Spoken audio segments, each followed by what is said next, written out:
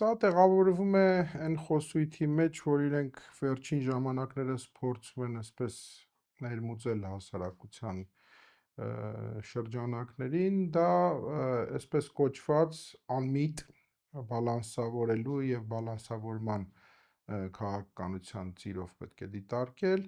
իբր հավասարակշռություն են պահում եւ այս ամենը մայիսինյան սպասվելիք այցից առաջ մի երկրում, որը մաս է Բալթյան այսպես երկրների ընդհանրությանը եւ բավականին հայտնի է իր հակառուսական կեցվածքով, այստեղ խնդիրը դնել չդնելու մեջ չի, այլ խնդիրը բուն ինչու հիմա, ինչու այս օրերին եւ ինչ նպատակ էր հետապնդում այս ամենը։ Եթե դու փորձելու ես շեշտադրել, որ տեսեք, ես գնում եմ Էստոնիա, դրան պիտի հաջորդի նաև Մոսկվան, սա չի տեղավորվում իրականության մեջ, որովհետև եթե ծրագրել ես, ուրեմն այնպես պիտի կարողանաս դասավորել, որ որևէ պարագայում առանց այդ էլ այս խճճված ծուղակ տարած դաշնակցային հարաբերությունները չփորձես հերթական անգամ ոտնահարել, հա, բայց սա նաև այդ նշանն է, որ չմտածեք հանկարծ, որ ես գալու եմ Մոսկվա, այսինքն նորից դառնալու Մոսկվայի վերահսկողական ինչ-որ գործիք, խնդիրը այստեղ նա է, որ օրվա վարչախմբի ղեկավարը այլևս դառել է, այսպես ասենք, անհարգալից կամ չընդունվող կամ անկանխատեսելի գործընկեր, եթե մեղմ կարող ենք այդպես բնութագրել, այն պարզ պատճառով, որ արդեն որևորդ անգամ մենք տեսնում ենք, թե ինչպիսի ուլտիմատիվ տոնով են խոսում Հայաստանի հետ ոչ միայն մեր հակառակորդ կամ թշնամիները, այլ հենց այսպես կոչված գործընկերները, որովհետև արդեն որևոր դեպքն է, որ թե Բրյուսելից, թե եվրոպական տարբեր մայրաքաղաքներից հնչում է այդ բանը, որ փորձ անգամ չանեք, ով որ գնա, եթե գնաք, ուրեմն սա կկասեցվի, այդ եթեի եւ ուրեմնի այնքան արդեն արտահայտություններ ենք տեսնում, սա ինչ է, սա հերթական անգամ սպառնալիք է թաքնված, սա հերթական անգամ ուլտիմատում է Հայաստանին ներկայացված, ոչ, սա պարզապես Հայաստանի վարած քաղաքականության, արտաքին քաղաքականության եւ չեղած դիվանագիտության արդյունքն է, այսինքն դու բերել ես հասցրել ես մի կետի, որ քեզ հետ կարող են նման տոնով խոսել, որովհետև դու դրան չես արձագանքում հավուր պատշաճի, կամ արձագանքում ես շատ անատամ, որովհետև եթե դու կարողանաս կասեցնել այդ ընթացքը եւ լսելի չդարձնել այլևս կամ պահանջել, որ նման տոներով եւ նման մոտեցումներով քեզ հետ չխոսեն, բնականաբար երանգները կփոխվեն։ Հիմա եթե դու ընտրել ես մի ճանապարհ, հա, որը ոչ միտեղ է տանում, ոչ թե փակուղի է, ինքը ոչ միտեղ չի տանում, հա, այս եվրոպական ուղղության վրա այսքան ծանրանալ է, այս հայտարարությունը, այդ օրենքը անցկացնել է եւ այլն, սա ոչ միտեղ տանող ճանապարհ է։ Եկեք սա փաստենք եւ անցնենք առաջ։ Հիմա ես չեմ ուզում շատ ծանրանալ ինչու դա ոչ միտեղ տանող ճանապարհ է, որովհետև այնքան շատ են ապացույցները դրա եւ այնքան դրա դիմաց չստացածը շատ է, որ դա պայմանավորել միայն քաղաքակրթական, չգիտեմ, եվրոդիտորդների, Եվրոպան մեր կողքին է եւ այլն, վերացական որ սա վերացական է եւ մեկ միտում ունի ընդհանրապես ռուսական ազդեցությունը հարավային Կովկասում չեզոքացնելու կամ իսպառ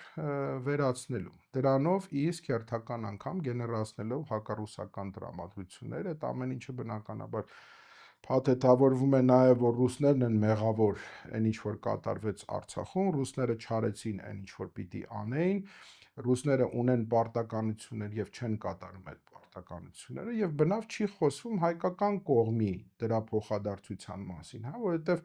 ամեն ինչը ոչ միայն դիվանագիտության մեջ, նաև կյանքում փոխադարձություն է ենթադրում։ Դու ինձ ես քեզ այդ սկզբունքը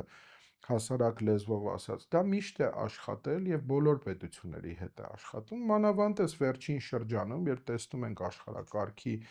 այս մեծ հսկա ու տարածական փոփոխությունները, սա շատ ավելի լուրջ հաշվարկներ է պահանջում եւ շատ ավելի լուրջ վերլուծություն է պահանջում, ինչը իսպար բացակայում է օրվա իշխանությունների մոտ, այսինքն իրանք պահով առաջնորդվող են,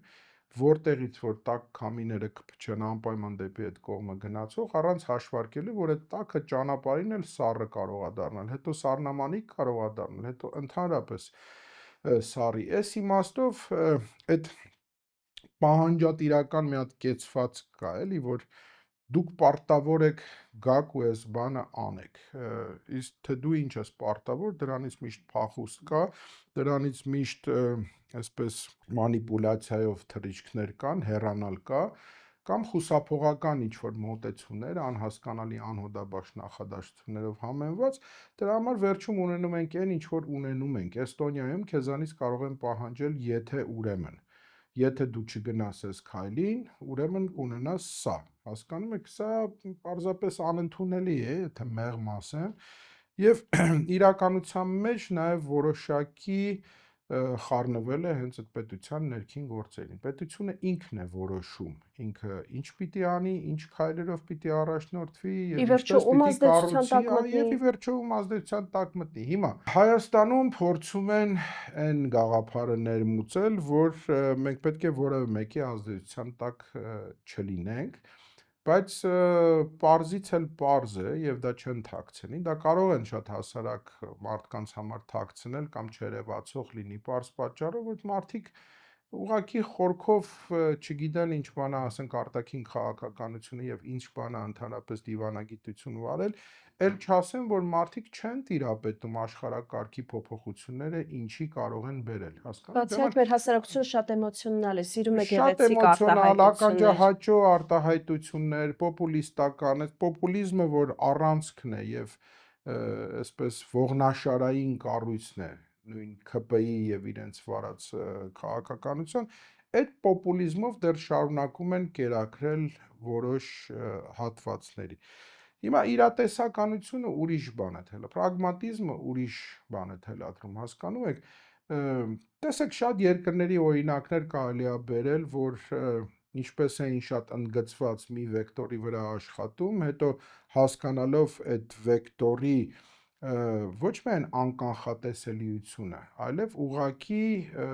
աղետալի հետևանքները սկսեցին կողմնորոշվել ավելի այսպես մեղմացնել այն վեկտորների հետ, որտեղ շատ սուր հարաբերություններ կային։ Վերջի վերջո աշխարհն էլ ինքը կառուցված է եւ ուժեղների, եւ թույլերի միջև, եւ փոքր ու մեծ պետությունների միջև։ Այստեղ քո խնդիրը կարողանում է նրանում, որ դու որպես փոքր պետություն, ինչպես կարող ես կառուցել քո հարաբերությունները մեծերի հետ։ Կներեք արտահայտությանս ժողովրդի ասած չանատալը ոչ մի բանի չի բերում, որովհետեւ դա